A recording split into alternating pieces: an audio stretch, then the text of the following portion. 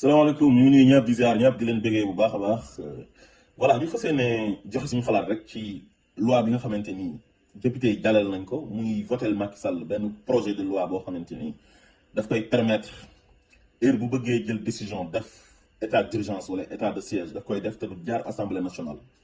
mu nekk loo xamante ni dafa delloo ginnaaw démocratie waaye tamit dafa toroxal assemblée nationale. assemblée nationale bu Sénégal amatul benn valeur amatul benn gëdd. te loolu yëpp lu ko waral mooy ay député yoo xamante ni dañoo wax ne ñoom ay député Macky Sall lañ laataa ñuy sori dañuy déglu ki nga xamante ni moom mooy député Malaw Sow. li ñuy wax rek mooy wote rek la ñuy def man dama waxoon ne man wote rek laay def lu ñëw ma wote ko te wote woon nañ ko ci commission yi boo bii dañ koy wote rek am na ñoo xam ne duñ wote mukk waaye am na ñoo xam ne dañuy wote faw man ñooñu ci laa bokk man lu ñëw ma wote aw ma lu may laaj waxoon naa ko fi daaw fekkee déwén fekkee ren député Macky Sall laa lu ñëw ma wote asalaamaaleykum wa rahmatullah. waaw dégg ngeen lu député Malaw Sow wax moromam yëpp maanaam majorité bi yëpp ñoom nii lañ mel Malaw Sow dafa wax rek moom sax au moins moom il est franc quoi avec les Sénégalais parce que donte li mu wax garaaw na mais wax na li nga xamante ni moom mooy dëgg li nekk ci moom te moromam yëpp yu nekk ci majorité ba ñoom nii lañ mel comme moom lépp lu Macky Sall bëgg dañ koy voté parce que Macky Sall mooy président de la République. léegi nag am na séparation de pouvoir léegi séparation de pouvoir yi am Sénégal ban njëriñ la amati fu mu nekk nii muy exécutif législatif ak judiciaire Macky Sall depuis qu'il est au pouvoir ba léegi jaay doole la fi nekkee te doole jooju doole justice bi moom la nangu ñëpp naan Macky Sall dafay manipuler justice bi. léegi nag gannaaw bi mu nangoo doole justice bi nit ñi doon wax sax na nangu na doole assemblée nationale bi léegi nag gën na nangooti sax doole assemblée nationale parce que au moins assemblée ñoom majorité bi mënoon nañ sax sagal seen bopp. au moins ñu bañ sax bii nii nga xam ne heure bu Macky Sall soxlaa dara daf fay jaar ñu votal ko sax au moins pour ñu sauver sax seen honneur loolu moom moo xawoon a tane tuuti mais fu mu nekk nii ban njëriñ lañ amati léegi Macky lu mu bëgg a def daf koy def mooy buum di buum mi birima boobu mu doon oowee boppam keroog bi ñuy jàkkaarloog presse bi ci 31 décembre mais birima boobu am na léegi birima may sa tend joor bu waxee ren balaa waxati déwén fu mu nekk nii Macky Sall lépp lu mu bëgg a def dina ko def lii la yàgg bëgg noot Sénégalais yi te député yi ñoom ñooy ay complice mooy majorité bi nekk assemblée nationale jàppale nañ ko ci pour heure bu bëggee noot Sénégalais yi noot leen heure bu bëggee tëj Sénégalais yi tëj leen waaye nag assemblée nationale ak justice bi ak exécutif bi bu leen fàtte mukk ne peuple bi ñoo leen ëpp doole. Macky Sall li ngeen ko voté nii bés bu naree teg peuple bi lu ñu attanut peuple bi bu ñu génnee am seen fulla ak seen fayda affaire bi du jàll xaw ma nag lan moo tax mu def ko xaw ma affaire yi troisième mandat bi la ci jublu parce que moom crise sanitaire bi nii daf ci bëgg a profité di ci def lu mu ci bëgg a def yëpp.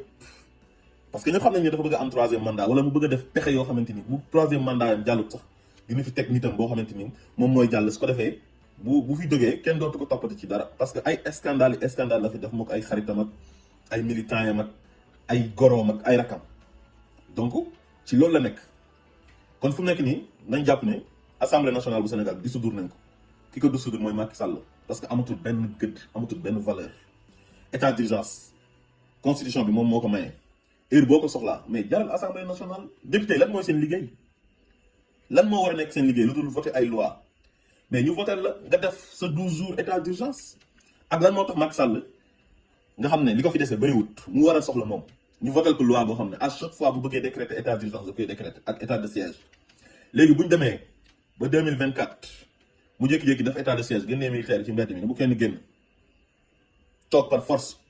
bu ko neexee fii ba 2024 comme lu nekk El Hadj Diouf waxoon ne élection du am mais élection du am fii ba 2024 ku génn mu génnee armée bi décréter état de siège wala état d'urgence et bu ko neexee ah te man mbas mi nii politique nii mbas mi nii dafa melul noonu Sénégal mais daf ciy profité moo gaayam yi di def seen ay yu bon waaye nag sénégalais yi laay lancé appel lii nii waruñ ko nangu parce que Macky Sall dafa yàq Sénégal depuis bi mu nekkee Sénégal dafa décrédibiliser lépp luy institution dévaloriser les institutions les plus fortes au Sénégal. Macky Sall yàq na institution yëpp justice sénégalaise kenn wóolootu ko ndax Macky Sall parce que jaar na fa tëj ay nit ay adversaires politiques ku ci mel ni Khalifa Sall justice sénégalaise la utiliser jaay ko doole tëj ko Karim Wade même chose ñoom Guy Marius Sagna tëj nañ leen fi tëj yoo xamante ni c'est arbitraire xam nga tey 10 000 problèmes yi mu def ko bravé li nga xamante ni moom mooy couvre-feu bi ak état d'urgence bi loolu boo Guy Marius Sagna defoon kenn waxatu ko pourtant. lu 10 000 problème def moo gën a garaaw foofu lu Guy Marius Sagna defoon Guy Marius Sagna daf doon marche te constitution bi moo ko may mu dem laal grille palais bi ñu jàpp ko tëj ko ay weer isolé ko xañ ko ay droit yam di acharné wu ci kawam te loolu justice bi moo ko doon def ba pare justice boobu ñu ne dafa am pouvoir mais justice boobu amul pouvoir et boo jotee ak Macky Sall ñoom dañuy acharné wu sa kaw mel ni ñoom dañoo nekk dañ fay nekkal Macky Sall maanaam ay Baye Fallu Macky Sall lañ di def ay règlement de compte ci turu Macky Sall. xam nga Guy Marius Sagna lu mu def garaawul parce que marche constitution bi moo ko may léegi 10 000 problème lu mu def nii moom dafa violer li nga xam ne moom mooy couvre-feu nga xam ne état d'urgence la boo xam ne dañ ko décréter constitution bi moo ko may président mu jaar assemblée nationale ñu voté ko kon xam nga kon loolu moo gën a grave te pourtant moom dañ ko déférer 2 jours la def kaso génn parce que il n'est pas politicien du politicien moo tax mais bu doon Guy Marius Sagna moo ko def wala Ousmane Sonko ku noonu foofu la ñuy jaaree yàqate leen ba àdduna di tukki seen carrière politique fii lay yàqoo. Macky Sall baaxul santul yàlla lii la mos a bëgg jaay doole maîtriser sénégalais yi napp leen léegi nag assemblée nationale may nañ ko gën nañ ko dooleel. Macky Sall yàq na Sénégal dévaloriser na ñëpp décrédibiliser na ñëpp da ngay xool magistrat fu mu nekk nii Sénégal daanaka am na suñu bëri ñoo xamante ni tey amatuñ benn gëdd tey jii bu ñu demoon ba Macky Sall jógee fi ñu delluwaat tribunal di àtte am na ñoo xamante ni boo jàkkaaroo ak ñoom ñu war la àtte sa xel sax du dal ku ci mel ni Omar Boun Khattab Sylla ku ci mel ni Antoine Diome ñooñu bu ñu delloo tey jii tribunal bu fi Macky Sall jógee kan mooy jàkkaaroo ak ñoom sa xel di dal ñu war la àtte boo xamante ni dina dal sa xel ndax ay sale boulot yu leen di Macky Sall di def loo Omar Boun Khattab Sylla moom moo remplacé maître Moussa Diop mais bi mu ñëwee dafa commencé def conférence de presse di attaquer maître Moussa Diop di yàq deram parce que maître Moussa Diop dafa wax xalaatam ci 3e mandat bi wax boo xamante ni arrangé wul Macky Sall dàq ko léegi Omar Boun Khattab comme moom moo remplacé maître Moussa Diop pour faire plaisir à Macky Sall il faut mu ñëw xas maître Moussa Diop yàq deram dénigrer ko sale boulot boobu pour loolu lan moo ko fi jar est-ce que Macky Sall jar na loolu est-ce que nguur jar na loolu mais lii dafay jeex garder sa dignité nekk sa magistrat di àtte di jaar ci yoon yem ci sa salaire du la teree am kër du la teree lekk du la teree naan mais loolu lan moo ko dàq mais Macky Sall nguuram ji da ngeen war a xam ne day jeex te Sénégal daf fiy des yéen tamit da ngeen fiy des da ngeen ko war a rafetal waru leen nangu Macky Sall di leen mettre en mal ak la population waru leen nangu Macky Sall di leen décrédibiliser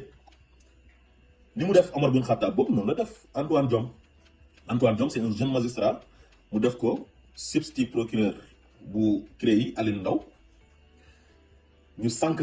Karim Wade atte ko atte boo xamante ni jaarul yoon atte bu salte kenn waxul nag ne waru ñëw atte Karim Wade mais atte bi moo jaarul yoon te am na ay juridiction yu bëri yu ko wax ne atte bi jaarul yoon dañ ko atte jaarale ko ci yoon mais gis nga tëj nañ ko par force exilé ko par force te Antoine Diome ci ñi doon def sale boulot boobu noonu di ko defal Macky Sall ci la bokk ñu jógee fa mu ñëw nekk agent judiciaire de l'État aca sànq Khalifa Sall toroxal ko tëj ko ci kaso bi 5 ans condamné ko parce que dañoo wax ne ku ñu condamné 5 ans dootoo mën a nekkati candidat parce que bëgguñu woon Khalifa Sall nekk candidat sale boulot boobu noonu Antoine Diome moo ci jàppale Macky Sall mu pare Macky Sall récompensé ko jox ko ministère de l'intérieur mu ñëw rek commencé def ay toj mais loolu c'est catastrophique dafa garaaw Sénégal moo mérité wul lii quoi ndax politique pour lan est-ce que politique jar na lii est-ce que Macky Sall lu muy def mu ngi ciy rendre compte léegi bi mu ñëwee ministre de l'intérieur nekk ministre de l'intérieur gis nga conférence de presse bu mu njëkk a def dañ ko laaj ci xale yi nga xamante ni ñoom ñoo jël gaal yi dee ñaata ñoo dee mu ne nekkuñ fi di compter ay nit ñuy dee ci un ministre de la République un ministère de souveraineté muy ministère de l'intérieur pendant ce temps yaay xale yi papaay xale yi ñu ngay jooy ak seen famille parce que seen ay doom ñu ngi des ci géej gi Sénégal moo naqari amuñu liggéey ñu dugg ci gaal yi di dem Europe dee ci yoon bi ku dem bay dugg gaal xam na ne amatoo pexe waaye boo amoon pexe doo dugg sax avion bay dugg gaal da ngay toog sa réew di fa liggéey tekkee fa li nga soxla lu bari nga am ko fa mu insulté famille yi nga xamante ni ñoom la seen doom yi des ci gaal gi yépp ñu jógee waat fa mu ñëwaat dem Touba jël xaalis 50 millions bi marché ba lakkee ñëw joxe ko nii xaalis liquidité te nga nekk ministre de l'intérieur joxe wala bon exemple ci wàllu transparence ñu ne déetawaay waa Pastef di def levée de fonds mu génnee communiqué 3 heures du matin samedi laa la wax de week-end un week-end même bu nekkoon jour ouvrable sax warul def communiqué à 3 heures du matin mu def communiqué à 3 heures du matin di intimider waa Pastef si seen ay levée de fonds ba ciy tudd ay dissolution ne dafay dissoudre parti bi te loolu dafa graaw ci dëkk bu mel ni Sénégal 3 heures du matin communiqué loolu dafay war a fekk mu nekk loo xamante ni lu ko jar la quoi comme acte terrorisme xam nga lu graaw ñëw dal ci kaw Sénégal nga jóg mais Pastef bi nga xamante ni ñoom ñooy def levée du fonds pour jël xaalis bu leer bu set jox ko Ousmane Sonko pour ay activités mu nekk loo xam ne moom dafa waroon a bind communiqué félicité waa Pastef félicité waa diaspora bi nga xamante ni ñoom ñoo initié loolu mais def ko mais da leen di tiital parce que Ousmane Sonko seen adversaire la bëgguñ Ousmane Sonko nekk dara ci Sénégal léegi kon déjà ñoom li leen soxal mooy ray démocratie Sénégal démocratie dootu fa amati Birima boobu mu doon wax boppam léegi nag mujj na ko nekk waaye nag gëm naa ne Sénégal yi ñàkk fayda bu tax Macky Sall heure bu bëggee décréter état d'urgence ci lu am fulla ak lu amul fulla yëpp mu décréter ko wala bu bëggee décréter état de siège maanaam génnee armée bi sax daa foog ne ñoom waruñoo mën a sax nangu loolu te lépp luy Macky Sall di def suba ak ngoon politique la politicienne Macky amul dara lu muy defal Sénégal lu dul politique moom boppam rek moo ko intéressé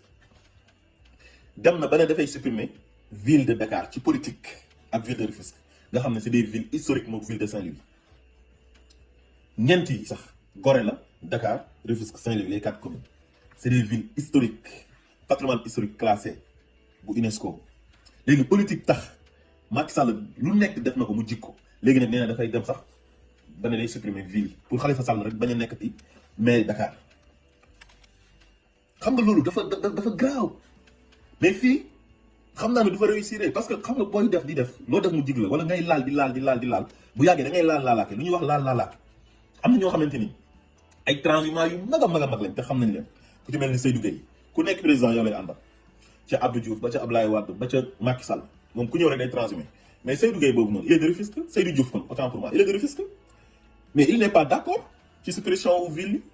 ak ñeneen ñoo xamante ni ñu ngi ànd ak moom ay Abdoulaye Makhtar Diop xam ngeen Abdoulaye Makhtar Diop moom tamit ku nekk président rek yow lay àndal ma nga woon ci Abdou Diouf ma nga woon ci Abdoulaye Wade moo nekk sax le dernier ministre des sports de Abdoulaye Wade bi Macky Sall ñëwee tamit gis nga ma nga ca Macky Sall lu Macky Sall def mu ne baax na mais bu ñu laalee ville de Dakar daf ne non àndu ci parce que lébu la waa Dakar la waa Dakar du nangu loolu xam nga kon Macky Sall àdduna daf ko jaay mu dem ba bew ba lépp lu mu bëgg a def rek politiquement daf koy def te am na yu bëri yoo xam ne def na ko mu réussir parrainage tëj Khalifa Sall tëj Karim Wade éliminer ay candidats lépp la def mu jàll dàq Ousmane Sonko impôt et domaine dafa dàq Ousmane Sonko impôt et domaine far yàlla gën a yëkkati Ousmane Sonko nag xam nga des fois da ngay bëgg a suufeel nit fekk yow da nga koy defaral sax yow yàqaloo ko quoi da nga koy defaral da nga koy bëgg a suufeel fekk yaa ngi koy yëkkati mu dem ñu def ko député mu dem assemblée nationale xoolal taxaw fa taxaw ko am solo nag ñëpp gën kaa bëgg moment bi muy nekk impôt et domaine di kaas ñi ko bëgg instant bi leen gën a bëri que moment boobu noonu instant bi la Ousmane Sonko gën a bëri ay soppe kon moo tax gis nga Macky Sall jarut sax ngeen koy tiit wala ngeen koy ragal parce que doomi aadama rek la am ay pexeem rek la am xam nga pexe rek la am pexe mi nag mën na bañ a sotti waaw wallahu xayrul maakirin yàlla moom moo gën ay pexe voilà te gis nga genre Macky Sall yi dañoo dangereux ci réew ba nga xamante ni gis nga alxuraan da ko wax ne innal muluka iza daxalu xaryatan afsaduha ja'alu a'izzata ahliha azilla nee na am na nguur yoo xamante ni dañu dangereux ci dëkk bu ñu duggee ci dëkk rek maanaam dañuy yàq dëkk ba jaxase ko ñi gën a tedd ci dëkk ba ñoom la ñuy jël toroxal leen ba pare nag di jaay doole imposer dictature te Macky Sall loolu rek la fa nekkee boobu ba léegi kon daal nañ xëppi suñu ay bët te xam ne waa ji c'est un dictateur bépp acte bu muy poser rek pour affaire yi mandat bii la parce que il n'est pas honnête avec les Sénégalais hein daf ñu fen il nous a menti sur toute la ligne bi mu toogee bees ba léegi mosu ñoo wax lu mu def lépp lu mu def rek pour boppam la pour lu ko fi gën a teg mu gën fee yàgg mu ànd nag ay traître yoo xamante ni chaque jour ñu ngi koy jàppale ci yooyu muy def yu bon yooyu noonu muy def même 3e mandat yam bi am na ñu bëri ñoo xam ne ñu ngi ko ci jàppale pour lan pour moom mu yàgg fi ñoom tamit ñu yàgg fi toog gérer nguur gi loolu rek moo leen tax a jóg bëgg a toog fii éternellement di continuer di nekk ministre di continuer di nekk directeur général di continuer di nekk ay PCA ñii di continuer di nekk député parce que Sénégal xam ngeen ne moos ku nekk président yaay gagné assemblée nationale toujours yaa fay am majorité waaw parce que ils sont pas honnêtes nguur lañ bëgg parce que assemblée nationale bi boo ko ñàkkee doo mën a gouverner comme ni nga bëggee gouverner parce que dafay am ay motion de censure boo tegee opposition bi la gagné sax ñoom ñooy teg seen premier ministre voilà parce que su fekkee yow yaay teg premier ministre boo teg ñoom mën nañ ko daane loolu mooy affaire bi donc daal Macky Sall baadoola la yëfu baadoola lay def bu ñu fi toogee ba léegi kon daal nañ am suñu fulla ak suñu fayda bés buñ waree jàmmaarloo ak moom ñu xam ne ñun ñooy peuple bi ñun ñoo am souveraineté seul le peuple est souverain ñu wàcc jàmmaarloo ak moom pacifiquement nag ma fàttali na Sénégal bëgguñ mu tàkk Sénégal jàmm rek lañ fa bëgg Macky Sall nag nguur moo ko intéressé te àdduna daf ko jaay le pouvoir rend fou te moom bokk na ci ñi nga xamante ni pouvoir daf leen di dofloo asalaamaaleykum wa rahmatullah